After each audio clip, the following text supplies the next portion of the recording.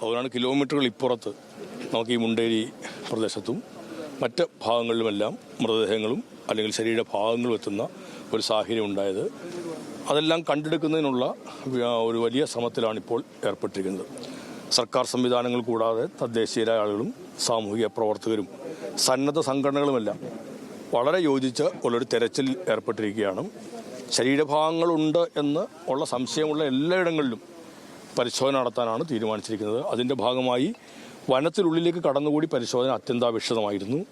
ഇപ്പോൾ നമുക്ക് 2 ചോപ്പറുകൾ ഇപ്പോൾ ഇതിൻ്റെ ഭാഗമായി ലഭ്യമായിട്ടുണ്ട്. ഒന്ന് അതിൻ്റെ പ്രവർത്തനത്തിലാണ്. പോലീസിൻ്റെ കൂടി ഒരു ചോപ്പർ ഇപ്പം വളരെ വേഗത്തിൽ തന്നെ ഇവിടെ എത്തും.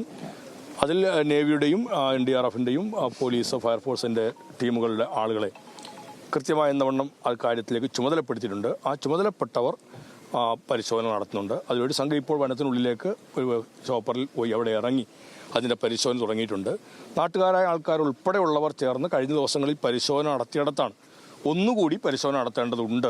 എന്തെങ്കിലും ലഭ്യമാകുമോ, ഏതെങ്കിലും മനുഷ്യൻ അല്ലെങ്കിൽ അതിൻ്റെ ശരീരഭാഗങ്ങളോ മണ്ണിനടിയിലോ മരങ്ങൾക്കിടയിലോ എവിടെയെങ്കിലും ആകപ്പെട്ടിട്ടുണ്ടോ എങ്കിൽ അതുകൂടി നമുക്ക് വീണ്ടെടുക്കുക എന്നുള്ളത് ഏറ്റവും പ്രധാനപ്പെട്ട കാര്യമായിട്ടാണ് കണക്കാക്കുന്നത്. അതിൻ്റെ ഭാഗമായിട്ടാണ് അങ്ങനെ വിട്ടിരിക്കുന്നത്. പ്രത്യേകിച്ച് ചില പരിശീലനം സിദ്ധിച്ച ചില നായ്ക്കൾ, ഈ കടാവർ ഡോഗ്സ് അടക്കമുള്ളവ, ഇത് മണ്ണിനടിയിൽ മൃതദേഹങ്ങളുണ്ടെങ്കിൽ ശരീരഭാഗങ്ങളുണ്ടെങ്കിൽ അത് മണത്ത് കണ്ടെത്തുന്ന ഒരു രീതിയുണ്ട്. ഞങ്ങൾ ഇന്നലെ വയനാട്ടിൽ യോഗം ചേരുമ്പോഴും ഉന്നതതല യോഗം ചേരുമ്പോഴും അതിൻ്റെ പരമാവധി നമുക്ക് കേരളത്തിനകത്തും ചിലർ കേരളത്തിന് പുറത്തു നിന്നും ഈ കടാവർ ഡോഗ്സിനെ ലഭ്യമാക്കുന്ന കാര്യത്തെക്കുറിച്ച് ആലോചിക്കുകയുണ്ടായി. അതിലൊരെണ്ണത്തിന് ഇവിടേക്കും നമ്മൾ ഇന്ന് ക്രമീകരിച്ചിട്ടുണ്ട്. അതുകൂടി ഈ തെരച്ചിലിൻ്റെ ഭാഗമായിട്ടുണ്ട്. അങ്ങനെ കൂടി തെരച്ചിൽ നടത്തിയിട്ട് നമ്മളിത് കണ്ടെത്തണമെന്നാണ്. ചിലയിടങ്ങളിലെല്ലാം മരങ്ങൾ, വലിയ മരങ്ങളാണ് ഒഴിവന്നിരിക്കുന്നത്. ആ മരങ്ങൾക്കിടയിൽ നിന്ന് ചില ശരീരഭാഗങ്ങളും ശരീരങ്ങളിൽ ലഭ്യമായി എന്നതിൻ്റെ അടിസ്ഥാനത്തിൽ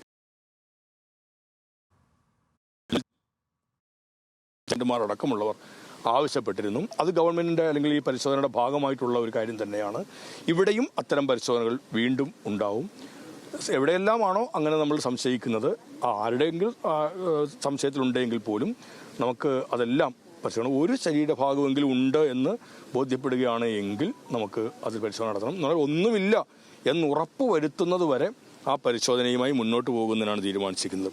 ഇവിടങ്ങളിലേക്ക് എത്തിയ ശരീരഭാഗങ്ങളിൽ പലതും ഇപ്പോൾ ലഭ്യമാകുമ്പോൾ അത് അങ്ങേയറ്റം ജീർണിച്ച അവസ്ഥയിലാണ്, പുഴുവരിച്ചിട്ടുള്ള അവസ്ഥയിലാണ്, മണ്ണിനോടൊപ്പം ചേർന്ന് കിടക്കുന്നതാണെന്നുള്ളതുകൊണ്ട് അതിൻ്റെ നടപടിക്രമങ്ങൾ പൂർത്തിയാക്കി DNA പരിശോധനയ്ക്ക് വേണ്ടി എല്ലാം എടുത്തതിന് ശേഷം ഇവിടെ തന്നെ സംസ്കരിക്കുന്നതിനുള്ള ഏർപ്പാടുകൾ ചെയ്യണമെന്ന് തീരുമാനിച്ചിട്ടുണ്ട്. അതിൻ്റെ പ്രോട്ടോക്കോൾ അനുസരിച്ചിട്ട് ജില്ലാ കളക്ടറേറ്റ് പ്രത്യേകമായി ചുമതലപ്പെടുത്തി യോഗത്തിന് ശേഷം മലപ്പുറം ജില്ലാ കളക്ടറും ബന്ധപ്പെട്ട ഉദ്യോഗസ്ഥന്മാരുമായി ചേർന്ന് അതെവിടെയാണോ സംസ്കരിക്കേണ്ടത് ആ സംസ്കരിക്കേണ്ട ഇടം കണ്ടെത്താൻ തീരുമാനിച്ചിട്ടുണ്ട്. അപ്പോൾ അത് വളരെ വേഗത്തിൽ തന്നെ സംസ്കരിക്കേണ്ടത് അനിവാര്യമാണ്.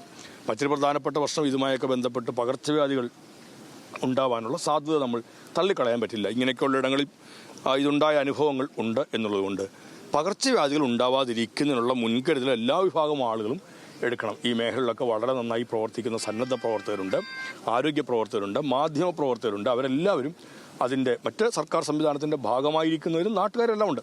ഇനി ഒന്നുമല്ലാതെ ചില മനുഷ്യർ അവരവരുടേതായ താല്പര്യത്തിൻ്റെ അടിസ്ഥാനത്തിൽ തന്നെ വളരെ നന്നായിട്ട് ഈ പ്രവർത്തനങ്ങളിൽ പങ്കാളിയാവുന്ന വ്യക്തികൾ പോലുമുണ്ട്. അവരെല്ലാവരും അവരുടെയും ജീവൻ വളരെയധികം വിലപ്പെട്ടതാണ് എന്നുള്ളതുകൊണ്ട് ആരോഗ്യ വകുപ്പ് അധികൃതർ അല്ലെങ്കിൽ ബന്ധപ്പെട്ട ആരോഗ്യ മേഖല വിദഗ്ധർ പറയുന്ന അനുസരിച്ചിട്ടുള്ള മുൻകരുതൽ പ്രവർത്തനങ്ങളിൽ ഏർപ്പെടേണ്ടത് അത്യാവശ്യമാണ്. വളർത്തുമൃഗങ്ങളുടെയും മറ്റും ഭാഗങ്ങൾ, ആ മൃഗങ്ങളുടെ ശരീരങ്ങൾ അത് ഒഴുകി എത്തിയതായിട്ട് പറയുന്നുണ്ട്. അതും നമ്മൾ ആദ്യം എല്ലാം മനുഷ്യർക്കാണ് പരിഗണന കൊടുത്തതല്ല. എന്നാൽ ഇതും കൂടി എടുത്ത് സംസ്കരിക്കേണ്ടത് അനിവാര്യമാണ്. കാരണം അതും പകർച്ചവ്യാധികൾക്കൊരു കാരണമായി തീർന്നേക്കാം എന്നുള്ളതുകൊണ്ട് വളരെ ഗൗരവത്തോടുകൂടി അതിനെയും കണക്കാക്കണമെന്നാണ് ആലോചിക്കുന്നത്. നമുക്ക് ഈ മേഖലയിൽ മുണ്ടേരിയും നിലമ്പൂരും ചാലിയാറിൻ്റെ തീരങ്ങളെല്ലാം നോക്കുന്നൊരു ഏറ്റവും പ്രധാനപ്പെട്ട ഒരു കാര്യം കുടിവെള്ളത്തിൻ്റെ പ്രശ്നമാണ്.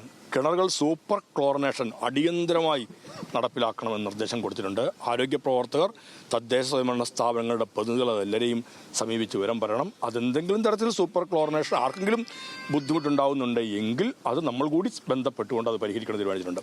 ചാലിയാറിലെ വെള്ളം കുടിവെള്ളമായിട്ട് ഉപയോഗിക്കുന്ന ഒരു സാഹചര്യമുണ്ട്. ആ വെള്ളം നല്ലവണ്ണം അത് പ്യൂരിഫൈ ചെയ്യേണ്ടത് അത്യന്താപേക്ഷിതമാണ്.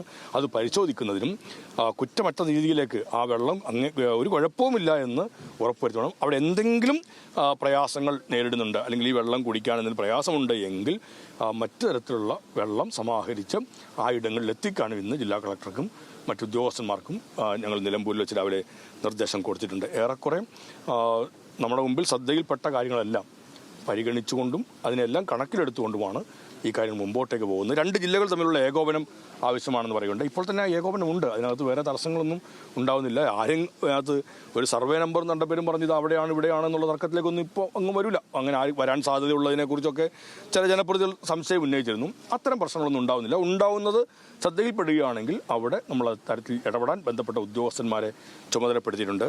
മലപ്പുറം ജില്ലയുടെ വിവിധ ഭാഗങ്ങൾ നമുക്ക് ഈ മൃതശരീരങ്ങളും ശരീരഭാഗങ്ങളും ലഭ്യമായിട്ടുള്ള ഇടങ്ങളെ പ്രത്യേകമായി തരംതിരിച്ചിട്ട് ഓരോ മേഖല തിരിക്കാൻ തീരുമാനിച്ചിട്ടുണ്ട്. ആ മേഖലയ്ക്ക് ചില ഉദ്യോഗസ്ഥന്മാരെ പ്രത്യേകമായി ചുമതലപ്പെടുത്തും. ആ ചുമതലപ്പെടുത്തിക്കൊണ്ടായിരിക്കും മറ്റു പ്രവർത്തനങ്ങൾ നടക്കുക. ജില്ല മൊത്തം ഒരു ഒറ്റ യൂണിറ്റായിട്ടല്ല, വികേന്ദ്രീകരിച്ച് തെരച്ചിൽ നടത്തുന്നതിനും മറ്റ് പ്രവർത്തനങ്ങൾ ഏകോപിപ്പിക്കുന്നതിനും അത് ഗുണകരമായി തീരുമെന്നുള്ളതുകൊണ്ട് ആ കാര്യം കൂടി അതിനും കൂടി ജില്ലാ കളക്ടറെ ചുമതലപ്പെടുത്തിയിട്ടുണ്ട്.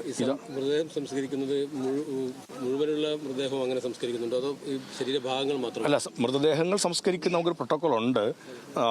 ഐഡന്റിഫൈഡും അൺഐഡന്റിഫൈഡും എന്നുള്ള തരത്തിൽ വരുന്നുണ്ട്. ഐഡന്റിഫൈഡ് ആയിട്ടുള്ളത് ആളുകൾ ഏറ്റെടുക്കാൻ ചിലപ്പോൾ കുടുംബാംഗങ്ങൾ ആരുമില്ലാത്ത അവസ്ഥയുണ്ടാവുന്ന സ്ഥിതിവിശേഷമുണ്ട്. ഇതൊക്കെ ഇത്തരം ചില ദുരന്തങ്ങൾ ഉണ്ടാവുന്ന ഇടങ്ങളിൽ സ്വാഭാവികമായി സംഭവിക്കാറുള്ള സാധ്യതയുള്ള കാര്യങ്ങളാണ്.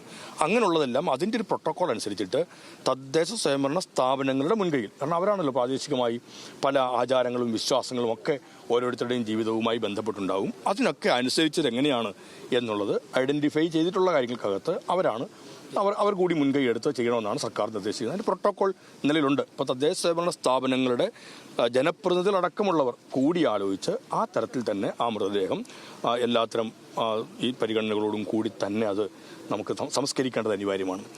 നമുക്ക് തിരിച്ചറിയാൻ കഴിയാത്തവ, അങ്ങേയറ്റം ജീർണിച്ചു പോയവ, ചില ശരീരഭാഗങ്ങൾ എന്നിവയെല്ലാം അതിനാണ് നമ്മൾ DNA പരിശോധന അനിവാര്യമാവുന്നത്. അപ്പോൾ അത്തരം പരിശോധനയ്ക്ക് ശേഷം ചിലതെല്ലാം നമുക്ക് അധിക നാൾ നമുക്ക് സൂക്ഷിച്ചു വെക്കാൻ പ്രയാസമാവും. ഇപ്പോൾ പലതിനും ലഭ്യമാവുന്നതൊക്കെ അങ്ങേയറ്റം ഡീക്കേ ആയിട്ടുള്ളതാണ്.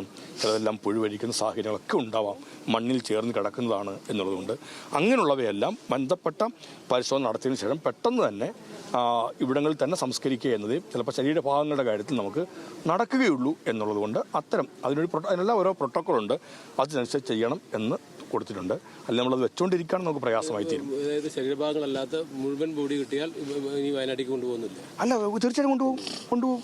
കിട്ടിയാൽ അതിൻ്റെ ഒരു കണ്ടീഷനും കൂടി നോക്കിയിട്ടാണ് ഐഡൻറ്റിഫൈ ചെയ്യാൻ പറ്റുമെങ്കിൽ അത് ഐഡൻറ്റിഫൈ ചെയ്ത് അവരുടെ ബന്ധുക്കളുണ്ടെങ്കിൽ ബന്ധുക്കൾക്ക് കൊടുത്ത് ആ തരത്തിൽ തന്നെ അത് ക്രമീകരിക്കണം എന്നാണ് തീരുമാനിച്ചത്. അത് കഴിയാത്ത സാഹചര്യത്തിലാണ് നമുക്ക് അനിശ്ചിതമായി വെച്ചുകൊണ്ടിരിക്കുന്നത് നല്ലതല്ല എന്നതുകൊണ്ടാണ് അത്തരമൊരു കാര്യം കൂടി പരിഗണിച്ചത്. തീർച്ചയായിട്ടും അവിടെ ചെന്ന് ഇറങ്ങിയിട്ടുണ്ട്, അവിടെ ലാൻഡ് ചെയ്തിട്ടുണ്ട്, ആൾ താഴെ ഇറങ്ങിയെന്നാണ്. ഇപ്പോൾ ഇവിടുന്ന് പുറപ്പെട്ടിരിക്കുന്ന ഒരു ചോപ്പർ അവിടെ ചെന്ന് ആളുകളെ ഇറക്കിയിട്ടുണ്ട്. ബന്ധപ്പെട്ട ഉദ്യോഗസ്ഥരെ അവിടെ ഇറക്കി അവരോട് തന്നിട്ടുണ്ട്. ഒരു പോലീസിൻ്റെ ഒരു ചോപ്പർ കൂടി വരും. അതിങ്ങനെ കേവലം ഒരു ആകാശ വീക്ഷണം അല്ല, താഴെ ആളിനെ ഇറക്കി പരിശോധിക്കാനാണ് ഇപ്പോൾ ആ പരിപാടിയാണ് നടത്തിക്കൊണ്ടിരിക്കുന്നത്. ഇപ്പോൾ കാടിനുള്ളിൽ ഇപ്പോൾ നമുക്ക് നേവിയുടെ സേന ഉണ്ട്, പിന്നെ പോലീസിന്റെ വിഭാഗമുണ്ട്, NDRF, നമ്മുടെ ഫോറസ്റ്റ് ഉണ്ട്, തണ്ടർബോൾട്ട്, പോലീസ്, ഫോറസ്റ്റ്, നേവി, ഈ 4 വിഭാഗത്തിന്റെ ആളുകൾ നമ്മുടെ ചോപ്പറിൽ ഇപ്പോൾ അവിടെ ഇറങ്ങിയിട്ടുണ്ട് എന്നാണ് നമുക്ക് അവിടുന്ന് അവരിങ്ങോട്ട് വരാൻ പറഞ്ഞിരിക്കുന്നത്. ഒരു ചോപ്പർ കൂടി എത്തും, ആ ചോപ്പർ കൂടി മറ്റൊരിടത്തേക്ക് കൂടി തന്നെ അത് വീണ്ടും ആളുകളെ എത്തിക്കും. ചാലിയാർ ഇപ്പോൾ പറഞ്ഞിട്ടുള്ള അവരെ പറഞ്ഞ ആ പോയിന്റുകളെല്ലാം ഇപ്പോൾ നോക്കിയാൽ എനിക്ക് കഴിയത്തുള്ളൂ. സൂചിപ്പാറ വെള്ളച്ചാട്ടത്തിൻ്റെ അടുത്ത് ചില പ്രശ്നങ്ങൾ രാവിലെ ചൂണ്ടിക്കാണിച്ചിരുന്നു. സൂചിപ്പാറ വെള്ളച്ചാട്ടത്തിനവിടെയും അത് പരിശോധിക്കുന്നുണ്ട്.